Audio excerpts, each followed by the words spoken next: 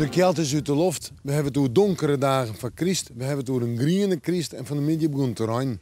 Wel, dus zal ik flink wat wetter vallen de komende dagen. Joen en vannacht het regent betiden stevig. En de temperaturen vannacht zijn 4 of 5 graden. Ja, en dan is er geen droege periode meer bij. Wat zo heel even wezen matten dat het letter joen en aan het begin van de nacht dat er even een droege periode is. En de wind die komt uit het zuiden en het zuidoosten mee. En die is matig en vrij krachtig. Kustgebied krachtig, krijgt 4 en 6.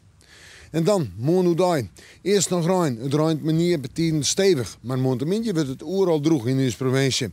De zinnen had het dreig een donkere dag, maar we kunnen er in de middag nog even op uit. De temperaturen binnen heeg 10 of 11 graden, dan lijkt het wel mooi tijd. En de wind die komt uit het zuidwesten en het westen mee. Zal krachtig rond het wezen, krijgt 6 rond zon voor het kustgebied uitwaaien. En dan terug naar de dagen die volgen. Ik had uiteindelijk zo zijn. Manje, het wordt een dag mee betiden rein of lichte rein.